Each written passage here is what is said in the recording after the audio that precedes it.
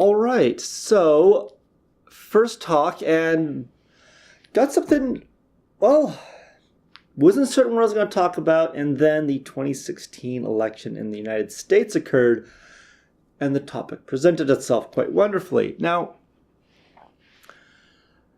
there's a lot involved in this election and its outcome. In no way was Donald Trump anticipated to be the winner, and a lot of people are very concerned about what a Trump presidency implies, what it will mean for the United States, and it's going to be a very interesting 4 years. It's going to be a concerning 4 years. But as I've been thinking about this more and more and doing some reading and doing a little bit of digging, I've had my thoughts really changed on what the outcome of the election means. And what I think there's a mix of both the negative and the positive tied in with this election, and that's what I'd like to get into.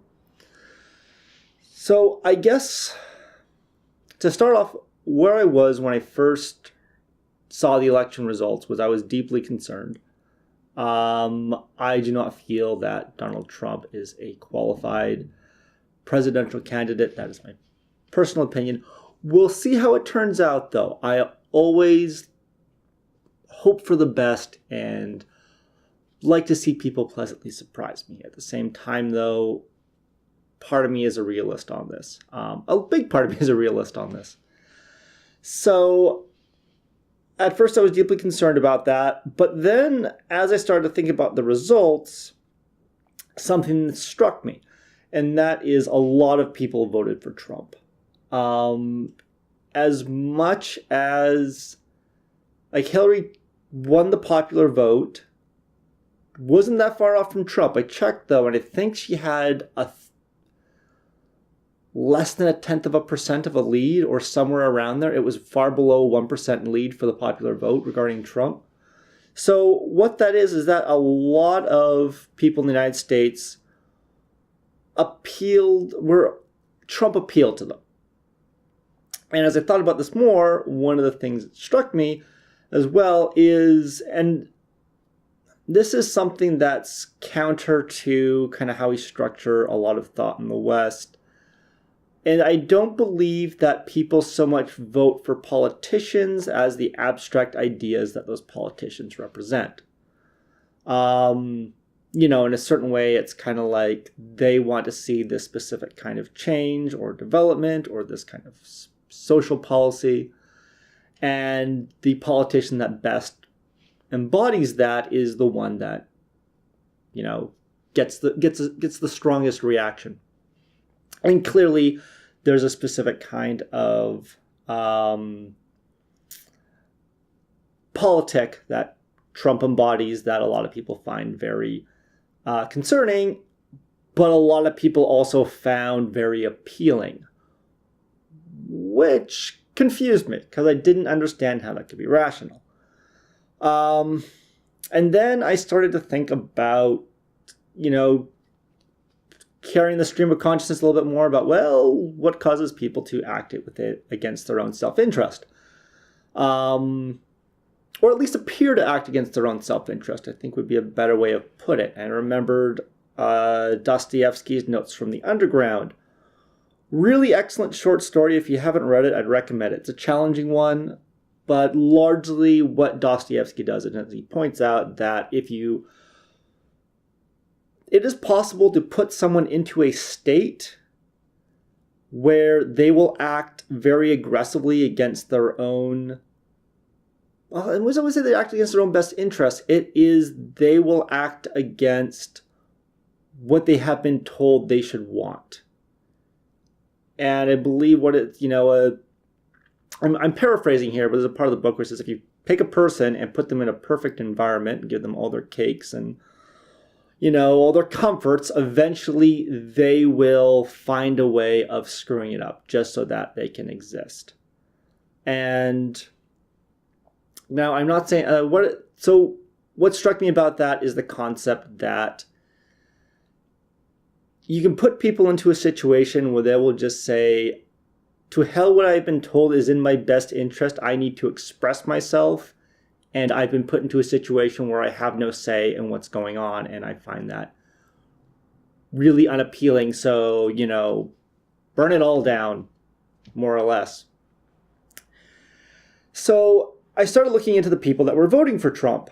And, unsurprisingly, it was a lot of Middle America and people who identify with Middle America.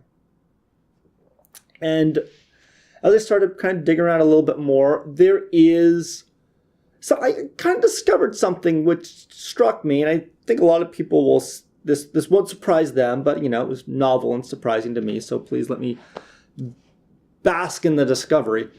And so it was pretty much what it is that, the media echo chamber that is really common in the West, it's very much centered around New York and Los Angeles. So we got the East and the West Coast that dominates most of the media that's spread around the United States. Think of how many movies are based in large cities, Los Angeles, New York, maybe Chicago, maybe Houston, and that covers probably about 95% of the narratives that get spread around the United States. But left outside of that echo chamber is a large chunk of Middle America.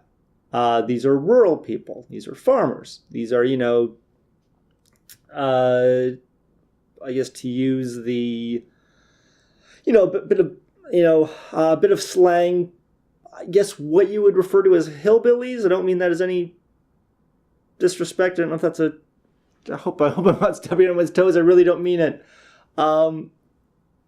So what there is, I believe the statistic was about 1 in 5 people in the United States can be identified as rural Americans. And for a very long period of time, this is a population that just has not really had their voice heard and has been really marginalized in mainstream culture. And it's a population that has had really soaring suicide rates, drug addiction rates, unemployment, less access to education and resources. And effectively, it feels like this was a large population of the United States that has been very underserved for quite a while. And they effectively were the ones who just said, you know what, we're so pissed off with how things are going.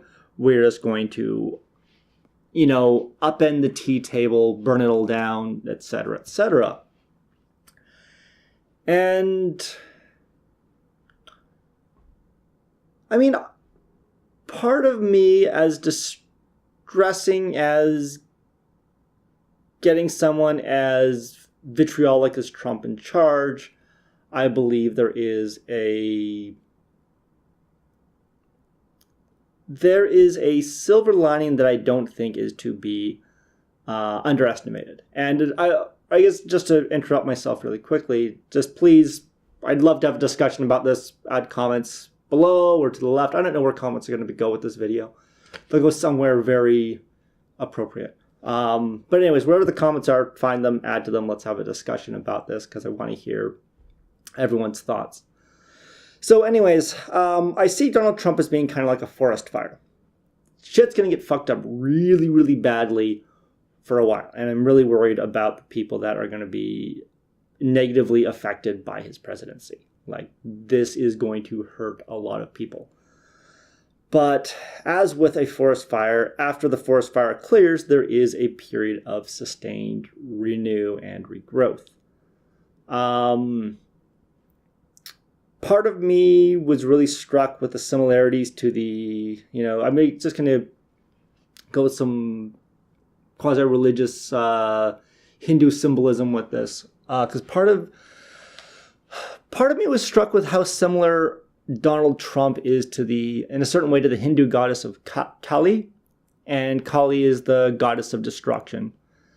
And the thing is that Kali is an important part of the Hindu mythos, because you have the Hindu god Shiva, who is the god of growth and creation, Shiva has two consorts, Kali and Parvati. So Shiva, which represents creation and growth, can only really function with Kali and Parvati being there. Parvati is stability, Kali is destruction. That's the thing, is that in order to have any kind of positive growth, you need to have the capacity for radical change, which is destruction, and then you need to have capacity for stability afterwards, so that, you know, things can heal, new things can grow. You know, when you think about, if you're farming, for example, you've got to till the earth, plant the seeds. Those are, you know, invasive, destructive acts, and then you let it sit. And you just tend to it for a while, and that's where new things can grow out of.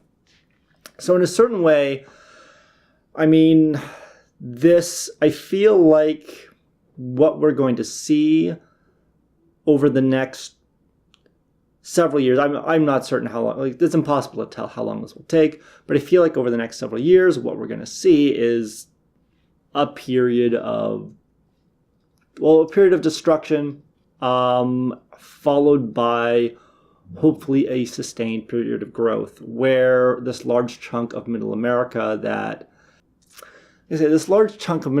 that's been pushed so much onto the edge, getting their concerns and needs met. And I understand that this isn't the only marginalized population in the United States, but it does appear to be quite a substantial one, and one that has been getting overlooked for a very long period of time. And finally, they decided to throw a brick through the window to get some attention, which is how these things go. You know, there have certainly been, like,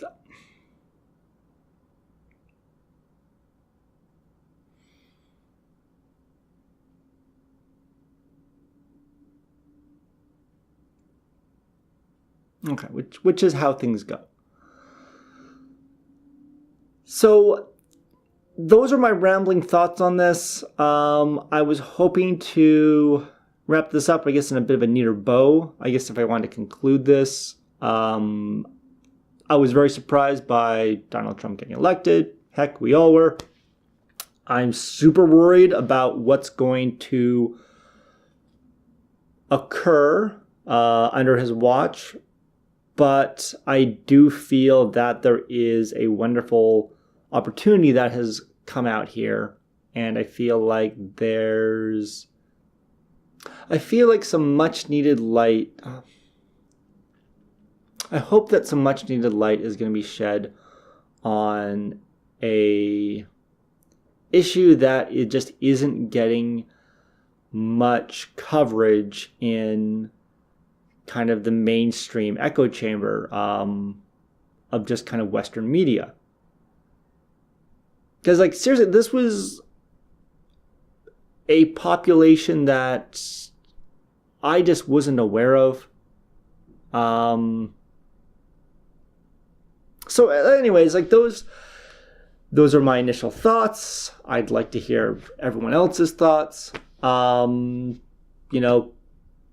Please comment, and I will be watching the comments and replying. All right. So first video, nothing lit on fire. Hopefully everything's cool. And I'll do another one of these next week, probably on something less political and a little more fun. All right. Bye for now.